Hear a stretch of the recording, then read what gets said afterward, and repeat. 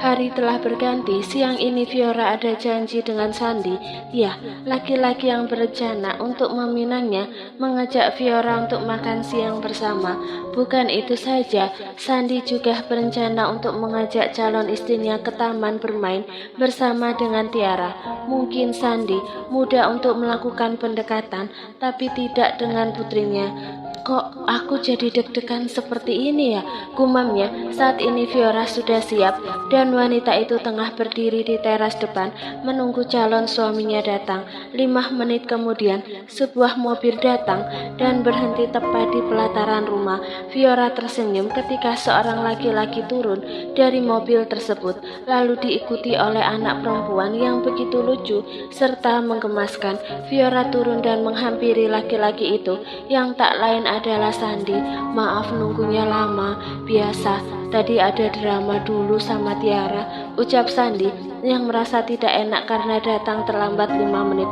Tidak apa-apa, kata Fiora. Sayang, kenalin, ini Tante Fiora. Sandi memperkenalkan Fiora kepada putrinya. Untuk sejenak Tiara diam, seraya menatap wajah Fiora. Tante cantik, mau tidak jadi mamanya Tiara? Soalnya Tiara tidak punya mama. Bukannya memperkenalkan diri, Tiara justru mengatakan hal yang di luar dugaan. Sandi sampai melongo mendengar perkataan putrinya. Begitu juga dengan Fiora. Kemudian wanita itu melirik ke arah Sandi yang nampak salah tingkah. Ini ajaran papanya ya? Fiora menatap Sandi dengan tatapan yang cukup mengerikan. Hah? Kok Tiara yang ngajarin kamu ngomong kayak gitu? Siapa? Sandi menatap putrinya dengan tatapan tajam. Bukannya takut, Tiara justru tersenyum. Papa, Tiara menunjuk wajah ayahnya. Seketika Sandi membuang pandangannya ke arah lain. Malu sudah pasti. Memang ia yang mengajarkan putrinya. Sandi pikir Tiara tidak akan mengatakannya karena sebelumnya putrinya itu diam dan tidak menanggapi ucapannya. Sandi menggaruk tengkuknya yang tidak gatal. Itu lupakan saja, kita berangkat sekarang saja ya, nanti keburu siang. Tante cantik, namanya siapa? Tanya Tiara sebelum mereka masuk ke dalam mobil. Nama Tante Fiora. Fiora mencubit gemas pipi cabi Tiara. Namanya cantik seperti orangnya, kata Tiara. Kamu juga sayang. Fiora mengusap pipi Tiara. Setelah itu mereka segera masuk ke dalam mobil. Tiara duduk di jok belakang karena tidak tega Fiora memilih untuk menemani bocah tersebut. Kok jadi kayak sopir sih? Gumamnya. Sandi melirik kaca spion mobilnya. Kedua wanita berbeda usia itu saat ini tengah asik bercerita. Entah apa yang mereka ceritakan, dan baru sekarang Sandi melihat putrinya tersenyum dan terlihat begitu bahagia. Fiora, kamu memang wanita yang tepat untuk menjadi ibu sambung Tiara. Sandi kembali bergumam. Sandi tidak salah menerima perjodohan itu. Sementara itu, sejak kejadian di mana Widya menusuk Fiora, wanita itu kini mendekam di penjara. Begitu juga dengan Aldo. Selain bukti rekaman CCTV di rumah sakit, ada bukti lain juga, yaitu di mana ibu dan anak itu berencana untuk mencelakai William. Bukti itu sangat cukup untuk menjebloskan mereka ke dalam penjara. Meski sudah disakiti, tapi Fiora masih mau membesuk Widya, meski hanya sesekali. Begitu juga dengan Revan, karena bagaimanapun juga Widya tetap ibu mereka. Revan dan Fiora juga berharap ibunya mau bertobat dan meminta maaf kepada Maura serta William. Tapi rasanya itu tidak mungkin, karena sampai detik ini Widya masih tidak mau mengakui kesalahannya. Padahal bukti sudah ada. Wanita itu tetap berencana untuk membalas dendam setelah bebas dari penjara. Hati Widya yang sudah terlanjur keras membuatnya sulit untuk luluh. Namun sudah 3 bulan terakhir ini kondisi kejiwaan Widya mulai terganggu. Tak jarang wanita itu berteriak tidak jelas. Hal tersebut membuat teman satu selnya merasa terganggu. Bahkan Widya sempat mencelakai salah satu teman satu selnya. Seperti pagi ini, kondisi penjara di mana Widya dan Aldo berada kembali dibuat geger. Widya kembali berulah. Wanita itu mencekik salah satu temannya hingga tak sadarkan diri. Atas kejadian itu, polisi membawa Widya ke rumah sakit jiwa. Lepaskan saya, kalian mau ngapain, hah? Widya terus berteriak ketika petugas rumah sakit jiwa membawanya. Lepas, biarkan saya membunuh perempuan sialan itu, Maura. Kamu harus mati di tanganku. Widya kembali berteriak. Dendam telah membuat mata hatinya tertutup. Kan mungkin sebelum tujuannya tercapai, Widya tidak akan bisa hidup dengan tenang. Sepanjang dalam perjalanan menuju rumah sakit jiwa, Widya terus berteriak. Namun terkadang wanita itu menangis. Sedetik kemudian Widya tertawa. Aldo yang melihat itu merasa kasihan. Ia tidak menyangka jika ibunya akan seperti itu. Aldo yang masih berada di penjara hanya bisa berdoa semoga ibunya kembali sehat. Kabar jika Widya dibawa ke rumah sakit jiwa sudah sampai di telinga Fiora dan juga Revan. Kedua anak itu berencana untuk menjenguk ibunya. Bagaimanapun juga, Widya tetap ibu mereka. Namun sebelum itu, baik Fiora dengan Revan akan meminta izin lebih dulu kepada sang ayah. Jadi, kalian akan ke sana? Tanya Ferdi. Iya, Pak, kami ingin melihat kondisi Mama, jawab Fiora, sedangkan Ferdi hanya mengangguk. Baiklah, Revan jaga adik kamu. Ferdi menepuk pundak putranya. Papa tidak perlu khawatir. Ya sudah, kami pergi sekarang. Setelah berpamitan, Revan dan Fiora bergegas untuk pergi. Jujur Ferdi merasa kasihan dengan nasib yang menimpa mantan istrinya itu. Gara-gara dendam, kamu jadi seperti ini. Ferdi menghela nafas. Laki-laki itu memilih untuk kembali duduk di sofa, tapi niatnya terhenti ketika mendengar suara ibunya. Selang beberapa menit, Sukmah terlihat melangkah menuju ruang tengah di mana Ferdi berada. Kening Ferdi mengerut. Pasalnya sang ibu tiba-tiba datang. Sudah cukup lama Sukmah tidak berkunjung ke rumah putranya. Lebih tepatnya ketika mereka bertengkar saat Ferdi memutuskan untuk menceraikan Widya. Ibu, Ferdi bangkit lalu mencium punggung tangan ibunya. Bagaimanapun Sukmah tetap ibunya. Rumah kamu sepi, pada kemana? Tanya Sukmah seraya mengedarkan pandangannya. Fiora sama Revan tidak ada di rumah, Bu. Mereka sedang ke rumah sakit jiwa untuk melihat kondisi Widya. Ferdi menjelaskan. Sukmah sempat terdiam mendengar penjelasan dari putranya itu. Ternyata selama ini Sukmah sudah bersalah karena telah menjodohkan Ferdi dengan wanita seperti Widya. Ibu sudah mendengar sendiri tentang Widya. Ibu benar-benar menyesal karena sudah menjodohkan kamu dengan dia. Andai ibu tahu akan seperti ini, mungkin sudahlah, Bu. Nasi sudah menjadi bubur. Semuanya sudah berlalu, tidak ada yang perlu disesali, anggap saja sebagai pelajaran. Ferdi memotong ucapan ibunya. Mendengar itu Sukmah menghela nafas lega. Ia pikir Ferdi akan marah, tapi kenyataannya tidak. Kamu tidak marah sama ibu? Sukmah menatap anak lelakinya itu. Ferdi memang kecewa, tapi kalau marah, memangnya dengan Ferdi marah, semuanya akan kembali seperti sebelumnya. Ketika Ferdi belum menikah dengan Widya, ujar Ferdi. Sukmah hanya mengangguk. Rasa bersalah semakin menguasai dirinya. Oh iya, bagaimana dengan Maura? Sukmah kembali melempar pertanyaan. Pertanyaan kali ini membuat Ferdi terdiam cukup lama. Maura baik-baik saja, Bu. Ferdi memilih untuk tidak menceritakan yang sesungguhnya. Syukurlah ibu senang mendengarnya, kata Sukma, sedangkan Ferdi hanya mengangguk. Di lain tempat, Fiora dengan Revan baru saja sampai di rumah sakit jiwa di mana ibu mereka berada. Revan langsung menanyakan keberadaan serta kondisi ibunya kepada dokter yang menangani. Jujur Revan sempat terpukul ketika tahu kondisi kejiwaan ibunya terganggu dan bahkan sang ibu sampai melukai orang lain. Bagaimana keadaan mama kami, Dok? Tanya Revan. Kondisi kejiwaan ibu Widya sudah cukup parah dan mungkin untuk sembuh sangat sulit. Ibu Widya sering meracau untuk membunuh wanita bernama Maura. Kami tidak tahu apa yang pernah terjadi atau permasalahan apa yang ibu Widya alami.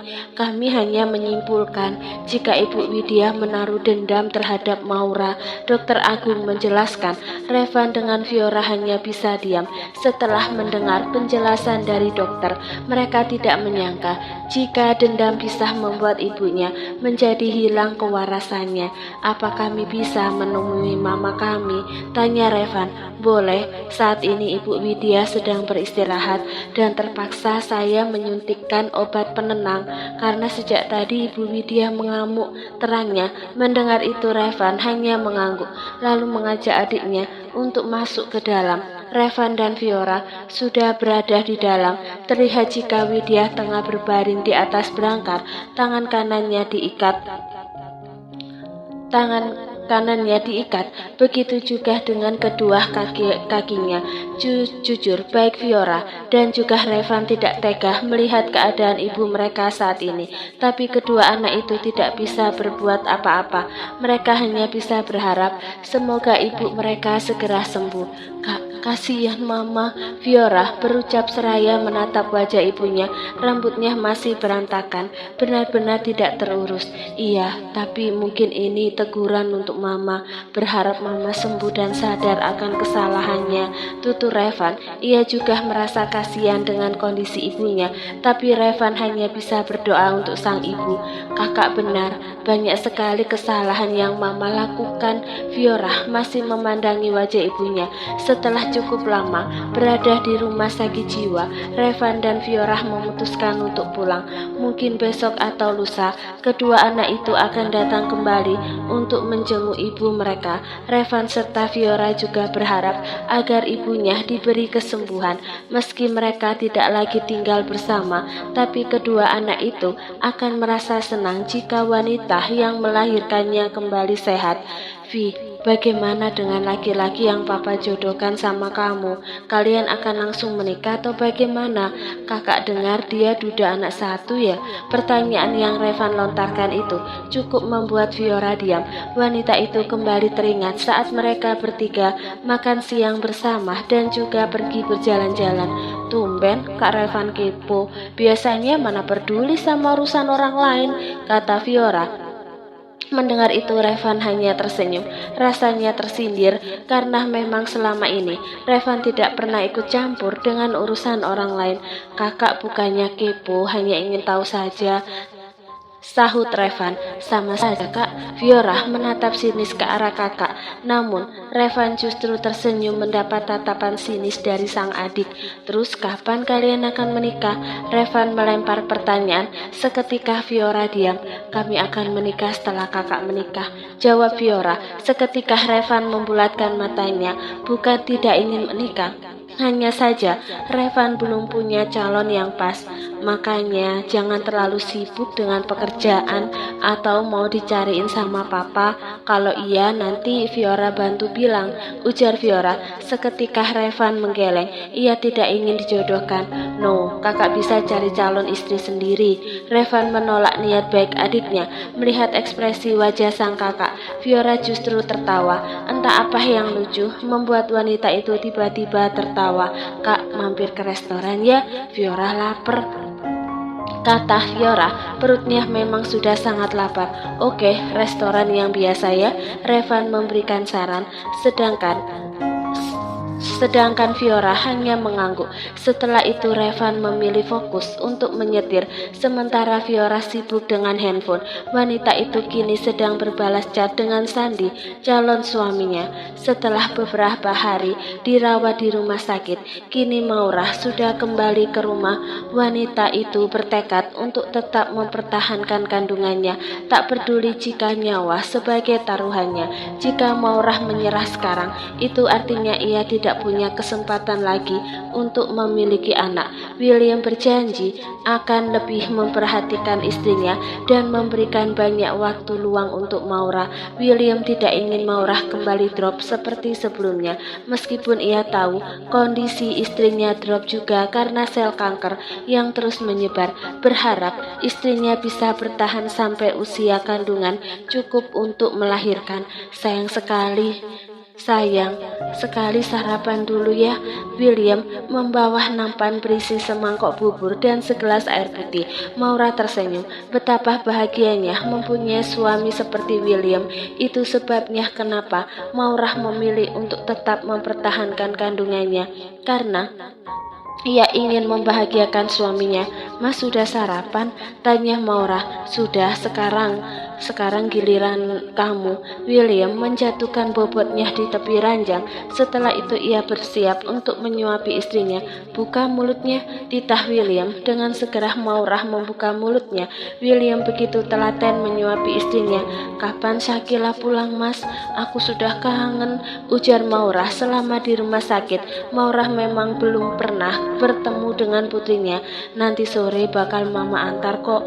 Kamu tidak perlu khawatir, Syakila pasti juga kangen sama mamanya, ujar William memberitahu. Mendengar itu Maura hanya mengangguk. Beruntung ia mempunyai ibu mertua yang sangat menyayangi cucunya. Oh ya Mas, bagaimana kabar Rosa sama Tante Rianti? Sudah sangat lama tidak bertemu, ujar Maura kembali. Meski tante dan sepupunya itu pernah berbuat jahat, tapi Maura tetap menganggap mereka sebagai keluarganya. Kabar mereka baik. Sekarang Rosa bekerja di pabrik, sementara Tante Rianti buka usaha kecil-kecilan. William menjelaskan, ia memang menugaskan beberapa anak buahnya untuk memantau Rosa dengan ibunya, dan hampir setiap hari William menerima laporan dari anak buahnya. Syukurlah, aku senang mendengarnya. Andai saja mereka dekat. Tante Rianti satu-satunya keluarga aku yang tersisa dari pihak ibu, ujar Maura. Kemudian rasanya ia tidak sabar ingin bertemu dengan tante dan sepupunya itu. Kamu ingin bertemu dengan mereka? Tanya William. Mendengar itu seketika William menatap istrinya. Kalau begitu aku akan menghubungi nomor anak buahku. Mereka akan membawa Tante dan Rosa ke sini, ujar William. Seketika Maura tersenyum lalu menghambur ke pelukan suaminya. Terima kasih ya Mas, Maura berucap seraya menenggelamkan kepalanya di dada bidang suaminya. Sama-sama sayang, apapun yang kamu inginkan akan aku turuti, ucap William sembari mengusap lembut punggung istrinya. Setelah itu William mengambil handphone miliknya lalu segera menghubungi nomor salah satu anak buahnya. William memerintahkan untuk membawa Rianti dan Rosa ke kota. Maura tidak berhenti tersenyum ketika mendengar suaminya bicara dengan anak buahnya lewat panggilan telepon. Hari telah berganti setelah Syakila diantar kembali ke rumah. Maura terus menghabiskan waktunya bersama dengan putrinya itu. Syakila benar-benar menggemaskan. Maura tidak bisa membahagiakan jika dirinya harus pergi meninggalkan putrinya yang masih kecil itu. Itu sebabnya Maura ingin selalu berada di samping putrinya. Maura juga berharap semoga ia bisa sembuh agar anak-anaknya tidak kekurangan kasih sayang dari seorang ibu. Maura tidak bisa membayangkan jika anak-anaknya kelak mendapat ibu tiri, itu tidak akan terjadi. Saat ini Syakila tengah belajar merangkak. Perkembangannya begitu pesat. Meski sekarang Syakila harus meminum susu formula, tapi tubuhnya begitu berisi. Pipinya yang cabi sangat menggemaskan. Tak heran jika Soraya akan merasa kangen jika sehari saja tidak bertemu. Sayang, waktunya makan. Syakila juga waktunya minum susu. William membawa nampan berisi sepiring nasi serta lauk, lalu 1 gelas air putih dan susu untuk Syakila. Terima kasih Papa. Maura menirukan suara khas anak kecil. Mendengar itu William tersenyum, berharap kebahagiaan yang sedang mereka rasakan tidak akan berakhir sampai maut menjemput. Sekarang kamu makan ya, aku mau kasih Syakila susu dulu. William menaruh piring dan gelas tersebut tepat di hadapan istrinya. Iya Mas. Oh ya, kamu sudah makan? Tanya Maura. Sudah. Sini sayang, sama Papa dulu.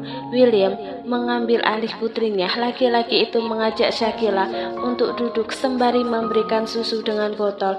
Mas, bagaimana dengan Tante Rianti?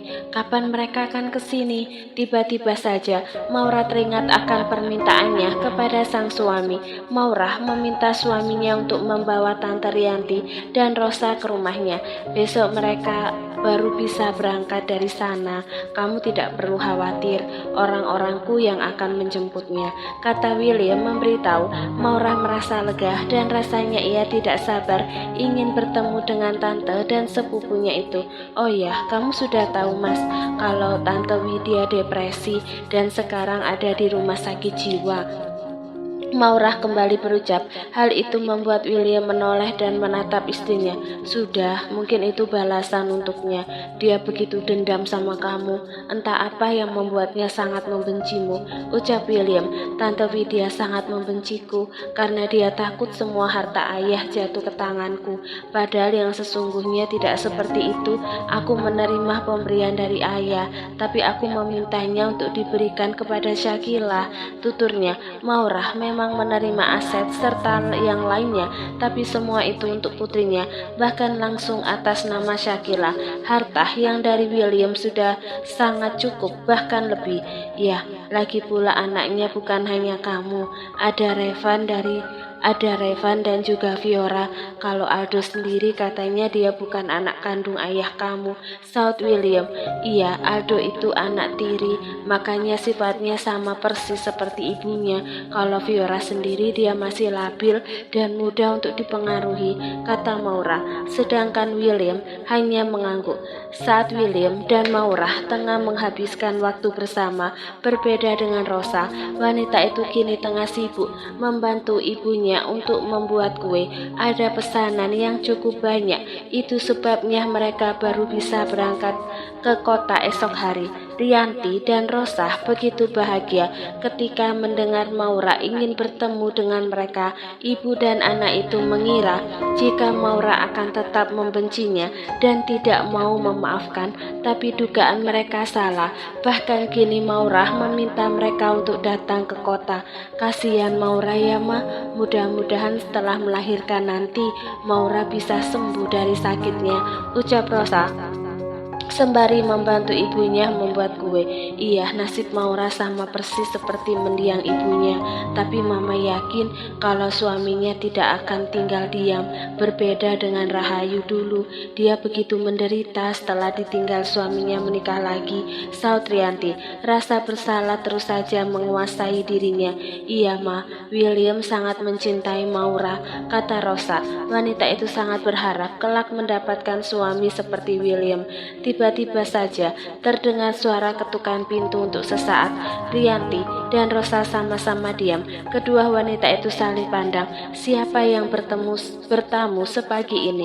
Karena pesanan kue yang banyak dan untuk nanti sore, Rianti membuatnya sejak subuh tadi. Siapa sih? Masih gelap begini udah bertamu? Kurang kerjaan banget, ujar Rianti. Nggak tahu Mah, Rosa lihat dulu. Rosa bangkit dan berjalan menuju ruang tamu. Di luar sana masih gelap karena waktu menunjukkan pukul 5. Setibanya di ruang tamu, Rosa langsung membuka pintu rumahnya. Untuk sesaat wanita itu terdiam, jantungnya hampir copot melihat siapa yang datang. Benar-benar tamu tak diundang. Untuk apa bosnya datang sepagi ini? Dan parahnya Reno datang dengan membawa buket bunga. Untuk apa coba? Maaf Pak, Bapak ngapain pagi-pagi ke rumah saya? Tanya Rosa. Tolong terima bunga ini dulu. Setelah itu ikut saya. Reno menyodorkan buket bunga tersebut tepat di hadapan Rosa. Untuk apa Pak? Maaf saya sedang sibuk. Rosa menolak untuk ikut dengan bosnya itu. Selain sedang membantu ibunya, Rosa khawatir jika nanti ketahuan oleh Ibu Lilis. Tidak ada penolakan. Sekarang kamu ikut dengan saya. Reno meletakkan buket bunga tersebut di lantai, lalu tangannya ia gunakan untuk menarik Rosa dan membawanya masuk ke dalam mobil. Seperti biasa, Rosa hanya bisa pasrah dan menurut. Reno memang tidak bisa dibantah. Yang Rosa khawatirkan nanti ibunya pasti akan mencarinya. Rosa benar-benar tidak tahu kemana Reno akan membawanya pergi. Ingin bertanya tapi ia cukup malas. Alhasil diam lebih baik. 10 menit kemudian mereka sampai di suatu tempat lebih lebih tepatnya, tempat itu sering digunakan oleh orang untuk menghirup udara segar dan melihat pemandangan matahari terbit, dan suasana pagi ini sangat mendukung. Rosa sampai tidak berhenti tersenyum. Pemandangan yang disuguhkan benar-benar indah. Kamu suka tempat ini? Tanya Reno. Suka, sangat indah. Udaranya juga sangat segar, jawab Rosa. Mendengar itu Reno tersenyum. Kemudian Reno mengambil sebuah kotak kecil dari saku jaketnya. Setelah itu Reno berjongkok tepat di hadapan Rosa. Wanita itu sampai bingung dengan apa yang dilakukan oleh bosnya itu. Terlebih ketika Reno membuka kotak tersebut, ada sebuah cincin di dalamnya. Rosa, maukah kamu menjadi istriku, menjadi bagian dari hidupku, dan menjadi ibu dari anak-anakku? Sudah lama aku menaruh rasa kepadamu. Aku mencintaimu. Jika kamu menerima lamaranku ini, tolong ambil cincin ini. Jika kamu menolak, kamu bisa melempar cincin ini ke bawah sana, ungkap Reno. Rosa sampai tercengang mendengar ungkapan dari bosnya itu. Dan sekarang Rosa yang dilema, haruskah ia menerima lamaran itu atau tidak? Jika boleh jujur, Rosa juga mencintai Reno.